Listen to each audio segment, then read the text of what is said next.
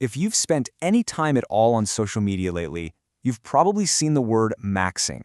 It's this whole idea of taking something, anything, to its absolute limit to get, optimal results.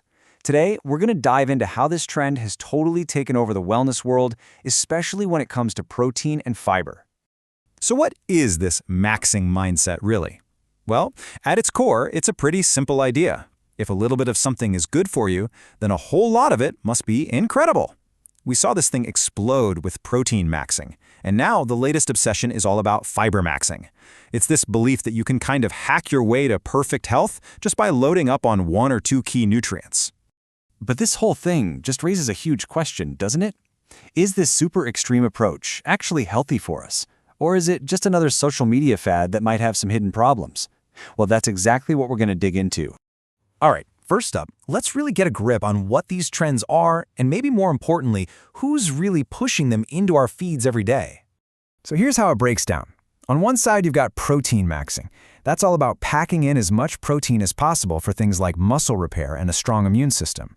And on the other side, you've got its newer cousin, fiber maxing, which promises you this amazing gut glow-up with foods like chia seeds and oats to help you feel fuller and, stay regular. You see the common thread here, right? Both are totally built on that more is better way of thinking.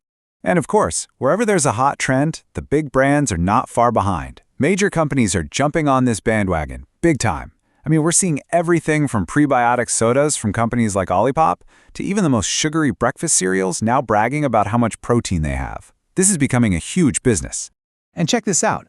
This quote right here really shows you how seriously big business is taking all of this. When the CEO of a giant like PepsiCo literally tells investors that fiber will be the next protein, you know this has gone way beyond just a few influencers on social media. This is a full-blown commercial strategy now. And that strategy is a direct response to what we're all doing. The numbers absolutely prove it. Just look at this data from Bain & Company. Nearly half of all consumers in the US are actively trying to pack more protein into their diets. This is not some niche thing for bodybuilders anymore. It's a mainstream goal for millions. Okay, now let's talk fiber, because a very similar story is playing out. The whole push for better gut health is really being led by younger people. This data from Global Data tells the story. Look at this chart. 40% of Gen Z and a whopping 45% of millennials are focused on improving their gut health. That makes them the perfect audience for this fiber maxing wave. But is this obsession with more actually the right way to go? Now we're going to look at what actual nutritionists and health experts are saying about this whole all-or-nothing approach. This quote from Professor Arch Minus just gets right to the heart of the expert's concern. He questions that core logic. If you say one's good, five's better. It really shows how that kind of thinking is a huge oversimplification. Our bodies are incredibly complex systems. They're not simple math problems. So what's feeding this mindset?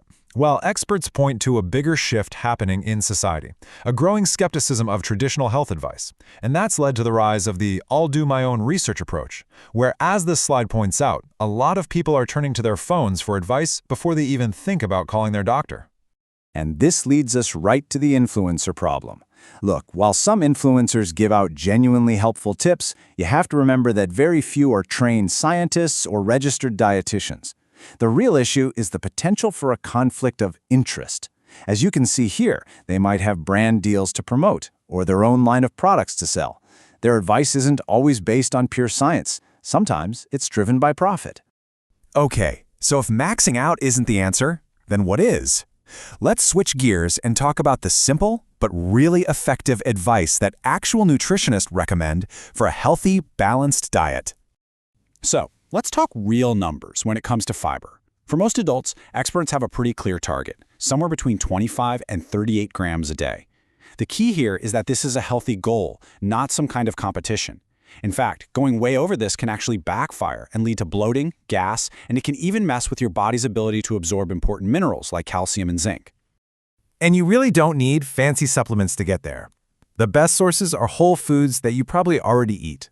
Things like beans, fruits, veggies, nuts, and whole grains like oats or quinoa. Plus, these foods are just packed with tons of other essential nutrients.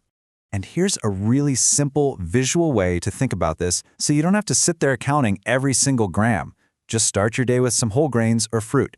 Then, for lunch and dinner, make it a goal to fill half your plate with vegetables. If you can do that, you'll probably hit your fiber target without even thinking about it. And what about protein? Well, the American Heart Association gives a similarly easy guideline. For a lot of us, getting enough protein looks something like this: a piece of lean meat or fish about the size of a deck of cards, plus other sources like milk, yogurt, or lentils scattered throughout your day. It's a balanced approach that helps you avoid the problems with protein maxing, like putting a ton of extra strain on your kidneys over time.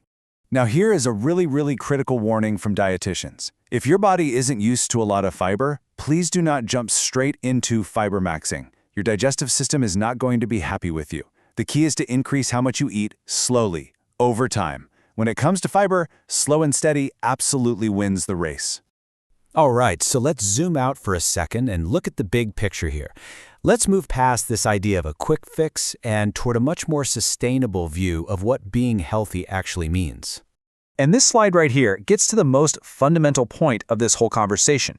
While things like protein powders or fiber supplements can be useful tools, experts are crystal clear on one thing: they can never, ever replace all the amazing benefits you get from eating actual whole foods. And this quote from Professor Andrea Gland just wraps it all up perfectly. This whole idea of a silver bullet, one single nutrient that can magically solve all our problems, is a complete myth. It doesn't matter if it's protein, fiber, or whatever the next big trend is. Chasing that magic pill is a mindset that almost never leads to real, lasting health.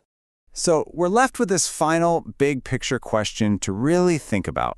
In our constant search for peak performance, is this drive to max out every single part of our lives actually making us healthier, or is it just making us more stressed out? It's definitely something to chew on.